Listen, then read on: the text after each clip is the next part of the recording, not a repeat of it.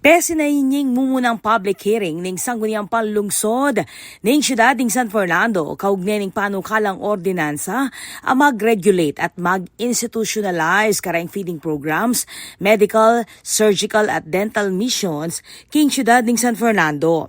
Peni muna ning City Councilor Noel Tulabo ting panukala akapag nasang maglatag malinong guidelines, coordination mechanisms at makasadyang penalties para karang humanitarian activities.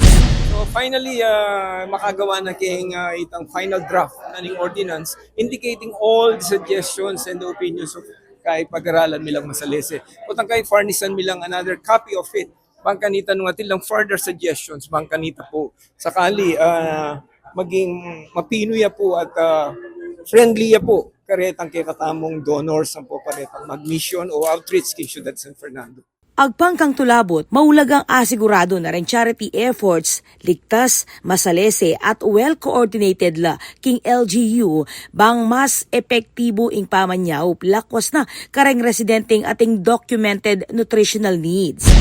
Baluyo po niya gagawan mini kasi mig kain nag-epo mig base na kami karing liwang city and municipality within the Philippines. And there are some existing ordinances like this. Kasi po, uling gagawan tayo apin po ini, bang atong standardize yun. Po pwedeng kumayang guidelines, si Pedro Alia, kailangan standard niya po. Ang kanita po, ini po parati ang sasabihan po, para karen niya po kaya katangkaliguran na beneficiaries. And I want to thank and encourage everybody that apunggang ating well-meaning persons na bisan talaga sumapi Ciudad San Fernando. Pakisabi mi po kaya, pakiintindi po, ining kaya katamong proposed ordinance. Bangkanita po, ing syudad naman po, naman po may makiadwangan niya kaya katamungan. Tinagon king hearing reng miyayaliwang stakeholders, kabilang la reng tubod iba't kareng business sector, medical groups, media organizations, barangay officials, at ahensya kalupaning Department of Education at Department of Social Welfare and Development.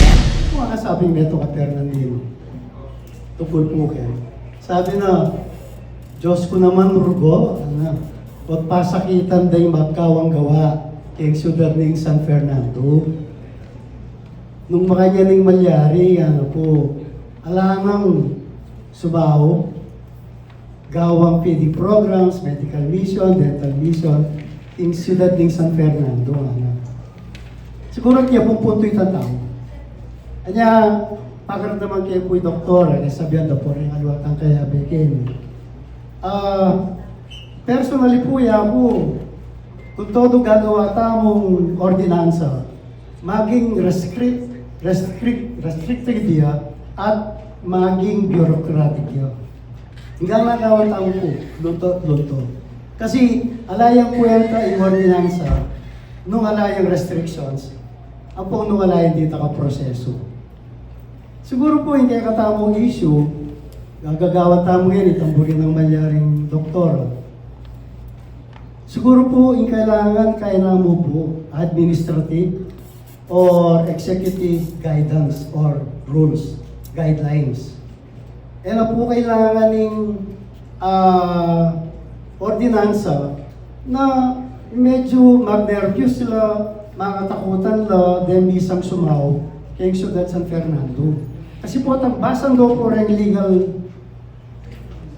sections and articles of the ordinansa.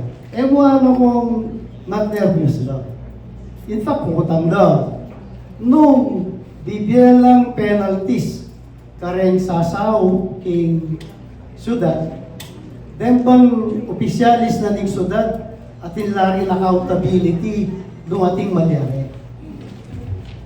Aluwa mo po sana retang civilian, BBSAO, nung linabas sa kareling approval, yung proseso, at ating nilyari, ano ba accountable din local officials?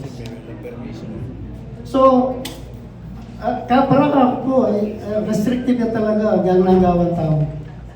Baka pwede pong magkahita na mo, gawata na mo malino, masalese, guidelines. Metong kareng memye rekomendasyon inigosyanteng Irene Romero as sinabing malyaring panigaralan nung guidelines o executive order na pamo ing ipatupad imbis na ordinansa bang ela madidiscourage reng bisang sumaup.